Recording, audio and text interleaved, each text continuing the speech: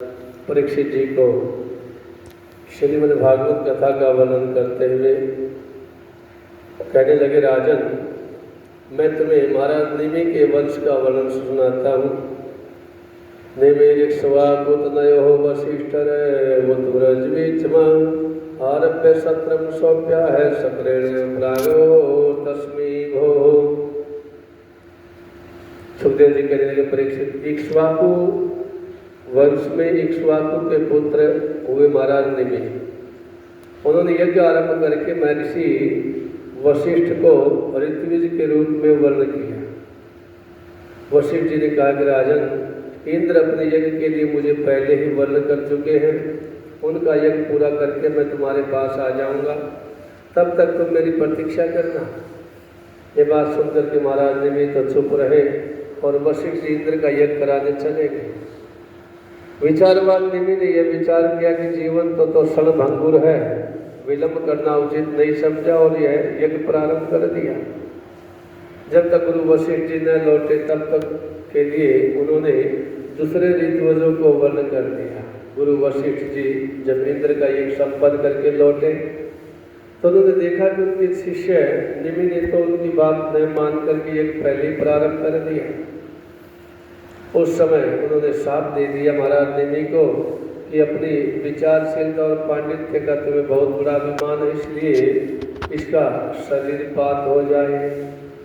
निमि की दृष्टि में गुरु वशिष्ठ जी का यह श्राप धर्म के अनुसार अनुकूल नहीं प्रतिकूल था, इसलिए उन्होंने भी श्राप दिया कि आपने लोभवश अपने धर्म का आदर नहीं किया, इसलिए आपका शरीर भी गिर जाए। ऐसा इस प्रकार एक दूसरे को दोनों ने श्राप दे दिया। यह कहकर आत्मविद्या से निपुण निमि ने अपने शरीर का त्याग कर दिया। परीक्षित, इधर हमारे वृद्ध प्रपितामह वशिष्ठ जी भी अपना शरीर त्याग करके मित्रावरुण के द्वारा उर्वशी के गर्भ से जन्म ग्रहण किया। महाराज निमि के यज्ञ में आए हुए श्रेष्ठ मुनियों ने राजा के शरीर को सुगंधित वस्तुओं में रख दिया। जब सत्र याग की समाप्ति हुई और देवता लोग आए तब उन लोगों ने उसमें उनसे प्रार्थना की कि महानुभावों, आप लोग समर्थ हैं, यदि आप प्रसन्न हैं तो राजा निमि का यह शरीर पुनः जीवित हो उठे। देवताओं ने कहा, ऐसा ही होगा। उस समय निमि ने कहा कि मुझे देह का बंधन नहीं चाहिए। विचारशील मुनिजन अपनी बुद्धि को पूर्ण रूप से भगवान में लगा लेते और उन्हीं के चरण कमलों का भजन करते हैं। एक न एक दिन यह शरीर अवश्य छूटने ही वाला है। इस भय से भयभीत होने के कारण वे इस शरीर का कभी सहयोग ही नहीं चाहते, वे तो मुक्त ही होना चाहते हैं। अतः मैं दुख, शोक और भय के मूल कारण इस शरीर को धारण करना नहीं चाहता। जैसे जल में मछली के लिए सर्वत्र ही मृत्यु का अवसर है, कभी भी बड़ी मछलियां उसे अपना ग्रास बना सकती है, वैसे इस शरीर के लिए भी सच है, कहीं भी मृत्यु किसी भी समय आ सकती है। देवताओं ने कहा, मुनियों, राजा निमि बिना शरीर के ही प्राणियों के नेत्रों में अपनी इच्छा के अनुसार निवास करे। वे वहाँ रह करके सूक्ष्म शरीर को भगवान का चिंतन करता रहे। सूक्ष्म शरीर से पलक उठने और गिरने उनके अस्तित्व का पता चलता रहेगा। इसके बाद महर्षियों ने विचार करके राजाओं के न रहने पर लोगों में अराजकता फैल जाएगी। निमि के शरीर का मंथन किया और उस मंथन से कुमार बालक उत्पन्न हुआ। जन्म लेने के कारण उसका नाम जनक हुआ, क्योंकि शरीर से मंथन हुआ महाराज निमि का, तो इसलिए उस शरीर से जन्म हुआ तो उसका नाम जनक पड़ा। विदेश से उत्पन्न होने, यानी बिना शरीर के उत्पन्न होने के, बिना शरीर से उत्पन्न हुआ, क्योंकि स्वमृत शरीर से उत्पन्न हुआ होने के कारण वेदे है, वैदे है, और मंथन से उत्पन्न होने के कारण उसी बालक का नाम मिथिल पड़ा। जनक को मिथिल भी कहा जाता है और जनक भी। उसी ने मिथिलापुरी नगरी बसाई।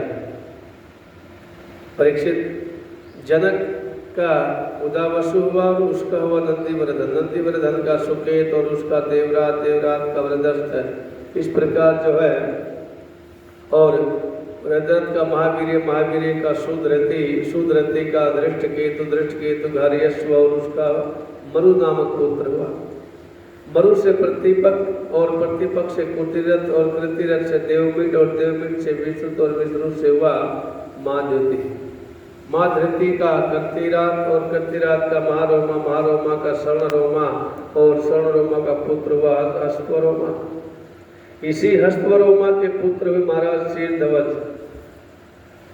ये हर्षवरोमा के जो पुत्र शीर्धवज हैं, यही वो जब यज्ञ के लिए धरती जोत रहे थे बैलों से, उसी शीर यानी शीर हल के जो आगे जो नोक लगी होती है हल में, उसको शीर भी कहा जाता है। अग्रभाग को फाला, फाल से सीता जी की उत्पत्ति हुई, यानी जमीन से माता सीता जानकी जी का प्राकाट्य हुआ। जब महाराज शीर्धवज जी जनक, जो शीर्धवज नाम के जनक थे, वो बैलों से हल जोत रहे थे यज्ञ भूमि को तैयार करने के लिए। हल के आगे जो फाल लगी हुई थी उसको शीर भी कहा जाता। उससे वो जिस पेटी में बालक, छोटे सी बालिका निकली, उसी का नाम माता जानकी सीता जी की उत्पत्ति। उसी से उसका नाम शीर्धवज पड़ गया। और शीर्धवज के कुश ध्वज हुए, कुश ध्वज के धर्म ध्वज और धर्म ध्वज के दो पुत्र हुए, कृत ध्वज और मित ध्वज। कृत ध्वज के केसी ध्वज और मित ध्वज के खांडित्य हुए। परीक्षित केसी ध्वज आत्मविद्या में बड़ा प्रवीण था और खांडित्य था कर्मकांड का मर्मज्ञ। वह केसी ध्वज से भयभीत होकर के भाग गया।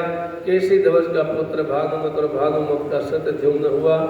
सत्यध्युम्न से सूचि और सूचि से सनद्वाज, सनद्वाज से ऊर्ध्वकेतु, ऊर्ध्वकेतु से अज, अज से पुरुजित और पुरुजित से अरिष्ट नहीं। इस प्रकार जो यह वंशावली चलती रही और वंशावली जो है अंत में ऋतक का शूनक और शूनक का वित्त है और वित्त है का धृति। इस प्रकार से जो है वीत दवत धृति, धृति का बहुलास और बहुलास हुआ कृति और कृति का पुत्र हुआ, कृतिका का पुत्र हुआ महावश परीक्षित। ये मिथिल के वंश में उत्पन्न सभी नरपति मैथिल कहलाए। ये सब के सब आत्मज्ञान से संपन्न एवं गृहस्थ आश्रम में रहते हुए भी सुख दुख आदि द्वंद्वों से सदैव मुक्त रहते थे। क्यों न हो, याज्ञवल्क्य आदि बड़े बड़े योगेश्वरों की इन पर बड़ी कृपा थी। ये जितने भी मैथिल से राजा हुए, जितने भी जनक, सभी जनक कहलाए, क्योंकि और वैदेह भी कहलाए। इनका एक नाम वैदेह पड़ा और जनक और मैथिल तीनों नामों से पुकारा जाने लगा। एक वंश परंपरा चली, जो भी पैदा हुए सभी जनक कहलाए। जनक कोई एक नहीं हुआ, सभी जनक अलग अलग नाम के हुए। जनक एक उपाधि है, जैसे प्रधानमंत्री है, जैसे इंद्र भी एक पदवी है। और सारे बड़े तत्वदृष्टा और आत्मज्ञान हुए, जो अपने आप को सुख दुख और शरीर न मान करके केवल तत्व का ही विचार करते थे। अहम ब्रह्मास्मि, मैं ही ब्रह्म हूँ। ये जीव आत्मा ब्रह्म है, शरीर नहीं है। इस प्रकार तत्व का विचार करते थे। तो सब विदेह कलाए। बोले श्री बांके बिहारी लाल की जय।